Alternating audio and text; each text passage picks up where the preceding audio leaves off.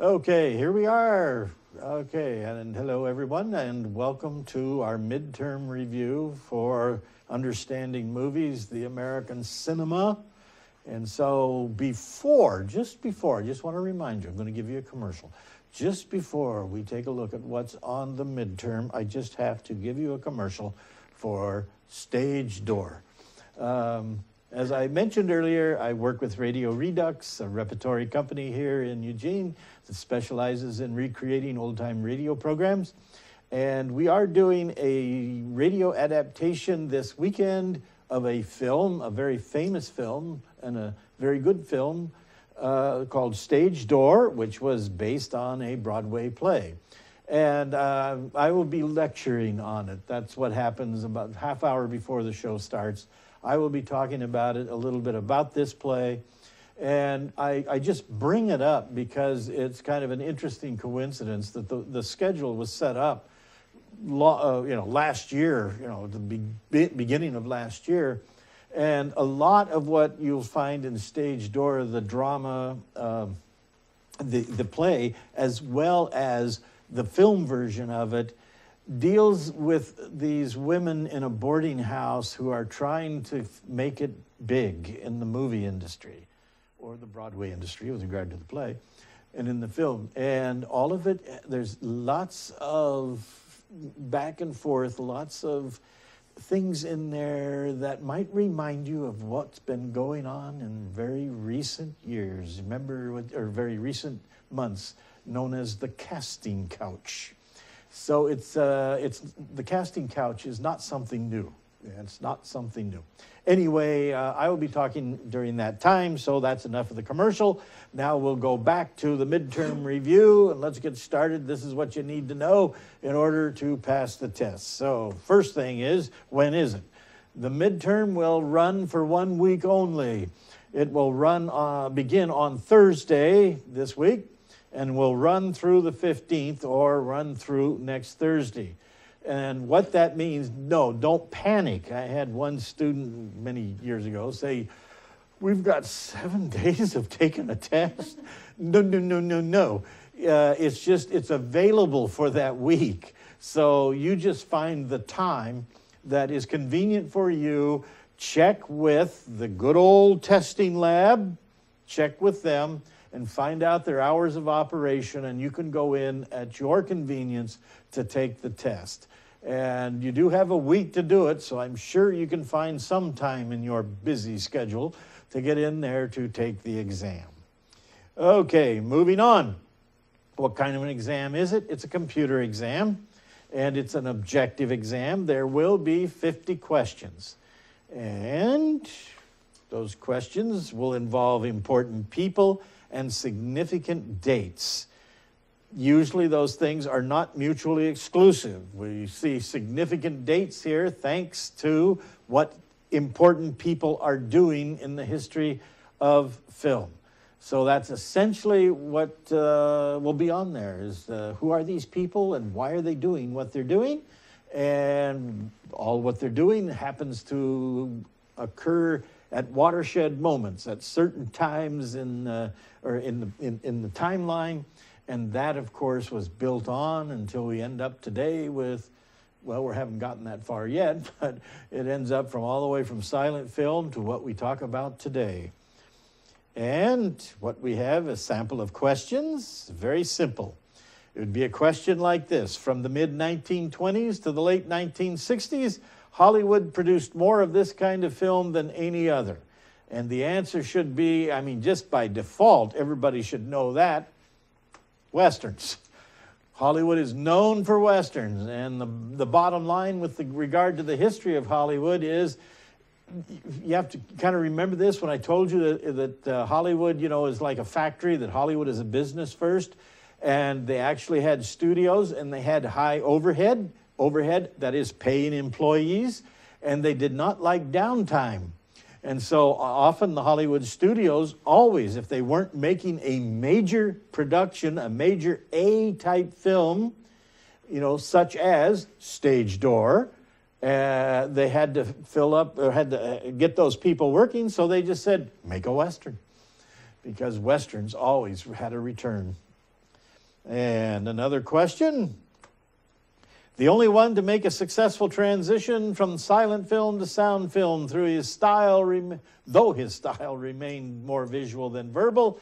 And there was only one, and that was, and most people always think, oh, it can't be him. No, but it is, Harold Lloyd. It was Harold Lloyd that embraced talkies. Some people want to say Charlie Chaplin, but no, it's not correct. Chaplin was late in making talkies. He, of course, continued to make films during the sound era, and he did what he continued, which was pretty much a continuation of the silence, and that is, we don't have time in this course, but silent films were seldom silent.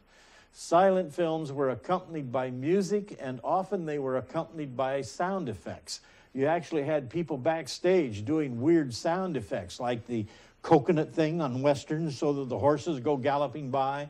They do all that kind of stuff. What Chaplin did was continue making films with that. It wasn't until 1940 that he had, well, I take that back, because in modern times, there is a gag that happens. It's a silent movie, except for the boss, where Chaplin works every day at that factory, and he starts to slow down, and there is a Big Brother type camera on him with a big video of the guy. And it's a silent movie except for the boss that yells out, "Get to work," every time he slows down. Other than that, that's the only dialogue you hear in it. But he did not really make a talkie film until 1940. So as you see, he did not really make quite a successful transition with regard to what was offered him, with regard to the technology, with regard to the aesthetic of talkies. Okay, so moving on. I'm going to run out of time and talk too much.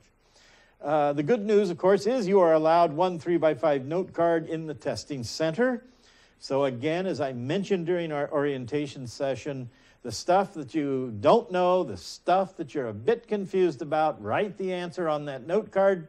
And the stuff that you do know about, forget about it. You know, don't sweat it. You can just do that like that in your sleep. And the study guides are now available on Moodle. So if you go to Moodle, you can download the study guide. The study guide essentially is that this time around. If you stick around long enough, there will be a different kind of study guide for the final. But for this one, for the midterm, the study guide pretty much is that. This is what we have covered through these several weeks, these 5 weeks. This is what we've covered. These are the important things, and these are the things that you should know. Now, obviously, I'm not going to test you on absolutely everything that we've done. You never get done. But, and pretty much what's on that study guide is everything that's been discussed. But if you have a general idea about that kind of stuff from reading the study guide, and you go, yeah, I know that. Yeah, I know that, what that was all about, then you'll be in pretty good shape. Okay. You are responsible for your exam. I've already mentioned that. You got to get over there. You got a week to do it. Okay. There'll be no makeup examinations. And what's on it? Okay, the exam will cover material, the classic Hollywood style through the romantic comedy. So that's what's going to be on there. And let's look at it specifically. First of all, all the way back to the very beginning, they talked about this very interesting thing called the American movie industry. And it was pretty much composed of 3 things: the production of films, the distribution of films, and the exhibition of films. In other words, that's translated that they make the movies, they distribute the movies to theaters that the studios pretty much owned. And also, the second thing to know about the American movie industry is the significance and the value of genre. And the bottom line there is that the industry used genre, and we know what that is because you've been in the class, genre, westerns, comedies, war films, romantic comedy, all those things. The use of genre to minimize financial risk. And we'll see how that works when we get to genre. Okay, now, in the history of the motion picture, you can't talk about it until you also understand the technology that was associated with it. because all of it was technology. And so have a kind of an idea about the early projection technology, and also about that very important thing that creates movies for us, known as persistence of vision. This is a psychological thing in which if you can take sequential frames of still images, and they are sequential as they move along, and you run them through a film gate, it is going to create for us the illusion of movement. Okay, and it was roughly during the silent era. It could be anywhere from 12, not often, but it could be, through 18 frames per second was pretty much what they were running that film through, the camera. And the reciprocal projection the same way. And then it was standardized with the invention of sound to 24 frames per second. And the only reason it went to 24 frames was because at that speed, it maintained fidelity. It maintained a good sound. It's a realistic sound. Okay. The key innovations in individuals, understand what a kinetoscope was, certainly the contributions of Edison and Dixon, have an understanding of the Nickelodeon era. That's the kind of the beginning of the movie theater era. The MPPC, that's the Motion Picture Patents Company. We'll talk about that in a minute. And the Movie Palace, what those Nickelodeon era, which was simply a storefront, you know, put your nickel down, you go in and you watch a movie, into the creation of these huge palaces, these incredible theaters that were more or less mimicking the kinds of opulence that you could see on the screen. Okay. In which way? Understand narrative style, our film version, our film version of my lecture, as it would be in another world. What we saw on the video, which way cinematic stories are told. And it's outlined right there. The first one that they talked about was equilibrium and disruption. What is that? Equilibrium and disruption is simply this. I mean, it's pretty self-explanatory. An initial state of affairs is introduced after which something occurs to disturb this equilibrium. So something happens, whatever it is. In most films, we open on contentment. We open on everything seems to be okay. But something happens. There is something that causes a disruption of that. And it can be any number of things. In a traditional Western, it's usually the introduction of the bad guy. In melodramas, it's some kind of a bad guy that gets involved that disrupts everything. Second thing there is subsequent events attempt to restore the original status quo. So our narrative develops by having somebody, and we'll talk about it a little bit later, but it's a character who tries to restore the order. But in order to make our film so that we'll watch it, he is repeatedly frustrated, and order is recovered only at the end of the film. And, you know, I mean, think Star Wars. Star Wars follows this in a very simple way. That's not simple-minded. It's just a simple way. It's easy to see how this works. Okay, then problem solving. What is problem solving? Over the course of the narrative, characters struggle to achieve their goals or solve their problems. Okay, that's essentially it.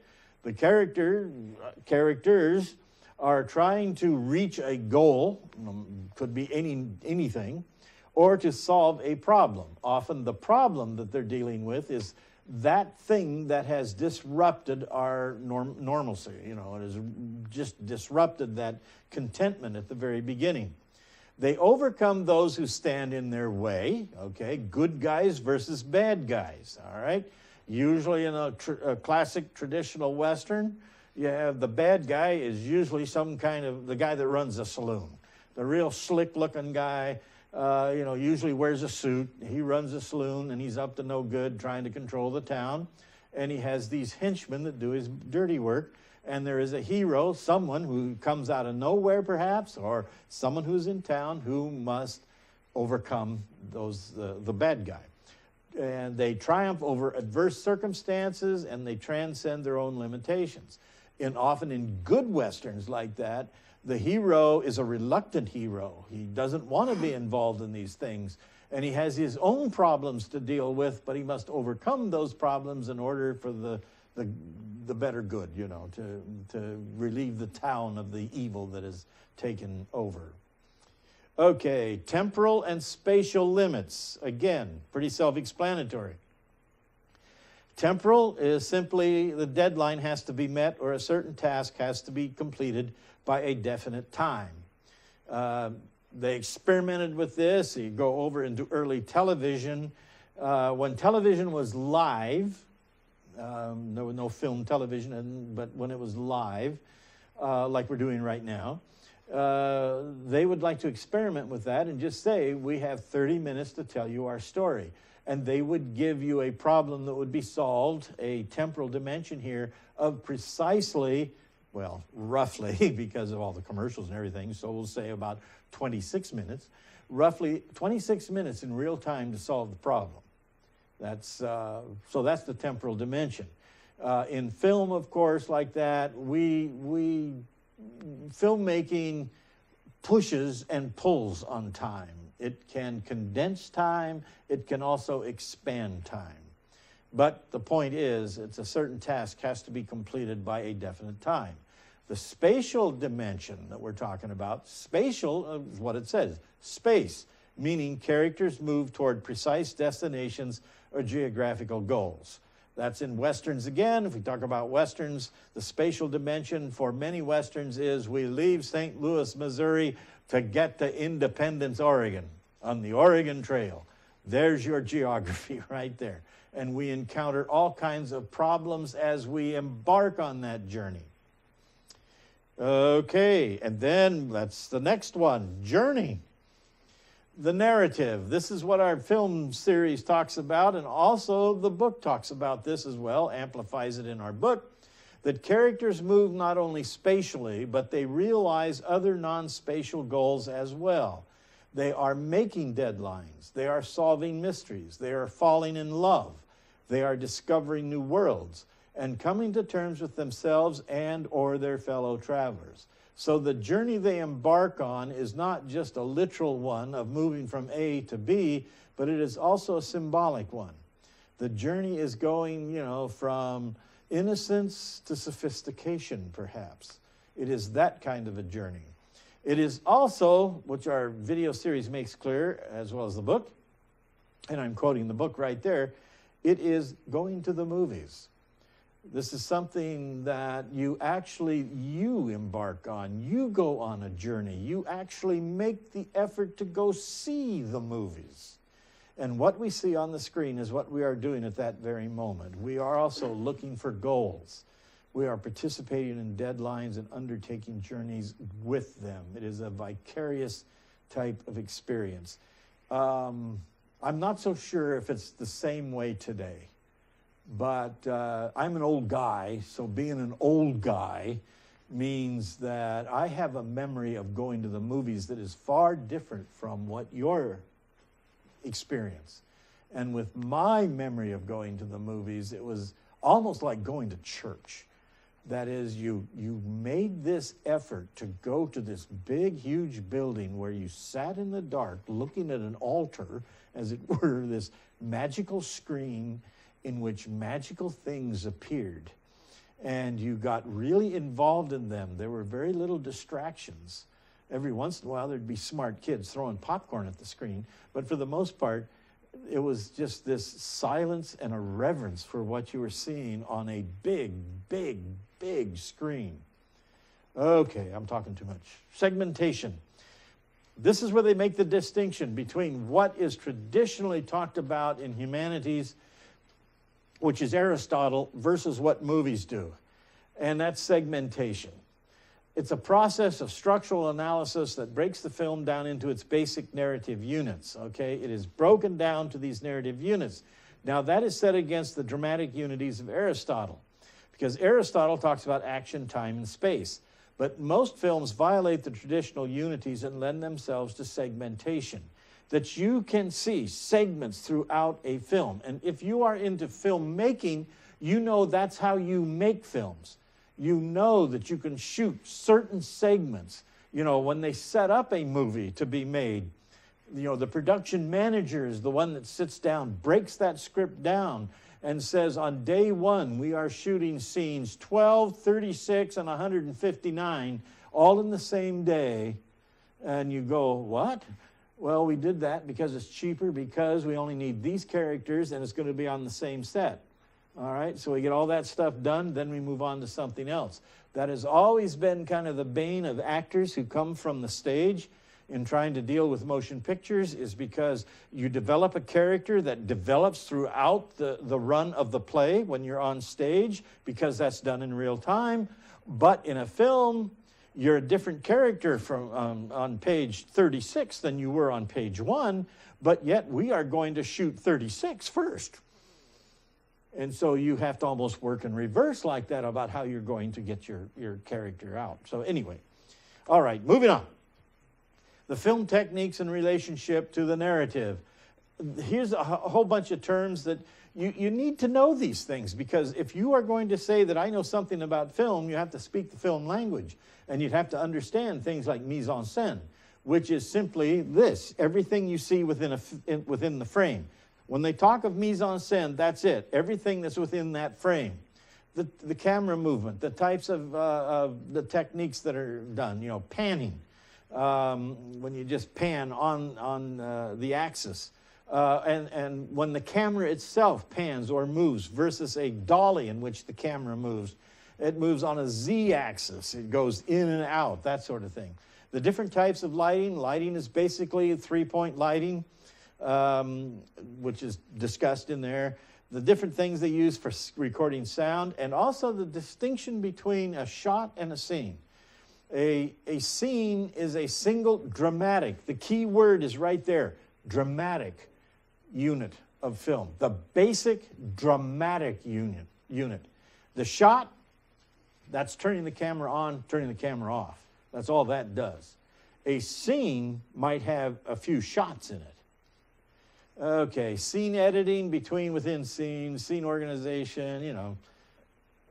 Cross-cutting, which is a significant thing that was discovered in, you know, early silent film, that people would actually agree to this, where you could cut on action or cut among action, cut within types of action. The best thing to see that is back to the Western, where you got the bad guy who's got the poor heroine. He's tied her to the railroad tracks, and he's taken off. The train's coming down the tracks. The hero's coming on his horse.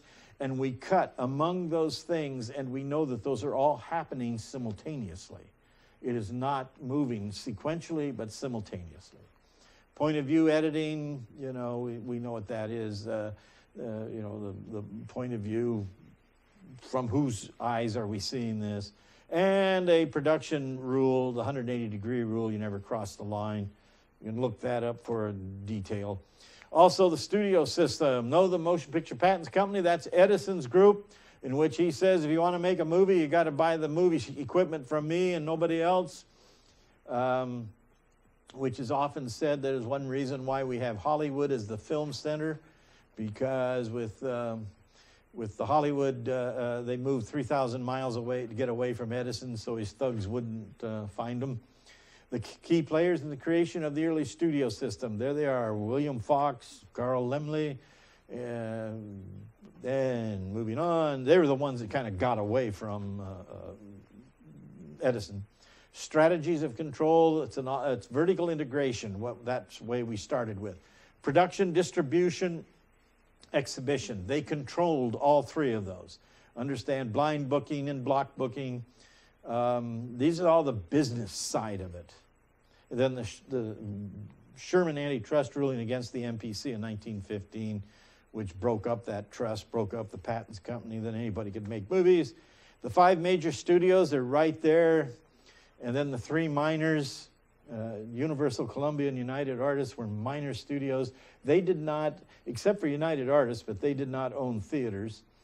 But United Artists did. But the other 2 didn't. And the low-budget filmmakers, or known as Poverty Row, they did not own theaters either, as you can see a list of them there. And that'll be on the study guide. The Department of Justice Paramount case in 1958, which broke up the oligopoly. It broke it up and it said, you guys, movies, you guys can't control all three of those. You have to give up one of them, and naturally they gave up the theaters. The effect of the breakup was pretty much that studios are more or less just banks.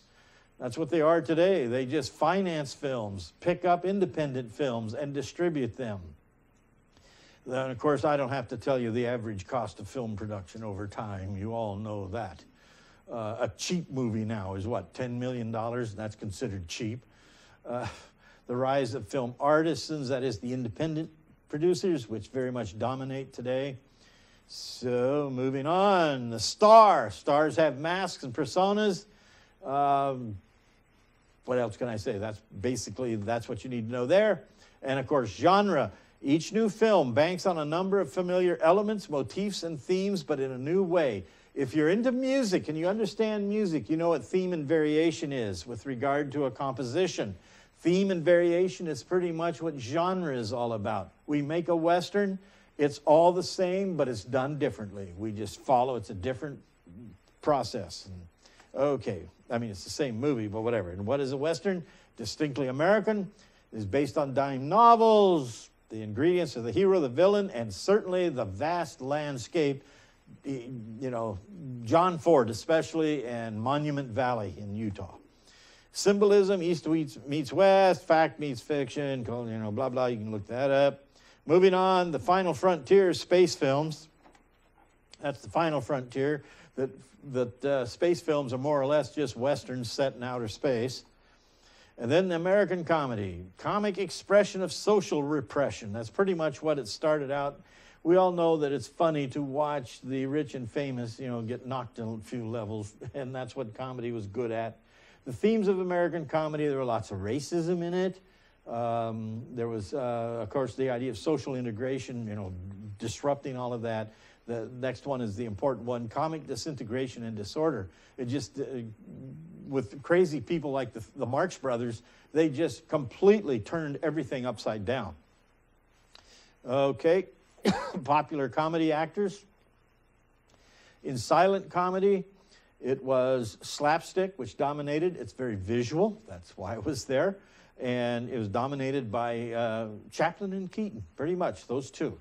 And especially, it's an interesting way for feminists to look at how Chaplin treated women versus how Keaton did. Excuse me. Chaplin put them on a pedestal, not Keaton. He got them dirty. He got them right down in the muck. He got them right in the middle of everything. Okay, and then in sound, it's verbal. It's verbal wit now. With the sound comes the joke. It comes the clever dialogue. And Laurel and Hardy and the Marx Brothers pretty much are the ones that dominate there. And, of course, I already mentioned Harold Lloyd. Screwball comedy, hybrid of romantic and slapstick. Comedies following the screwball were thesis comedies. They're all outlined in the book. So that's pretty much it. We have reached our time limit. And if you are confused, bewildered, rattled, depressed, and desperate, then you should stop by during office hours, and I will try to confuse you even more. And so that's pretty much it. Remember, the midterm study guide is available on Moodle. It's online right now. It's on the web. And there'll be no makeup exams. And you are responsible. Get in there and take it. That's the end, folks. Thanks for coming by. We'll see you again. Bye.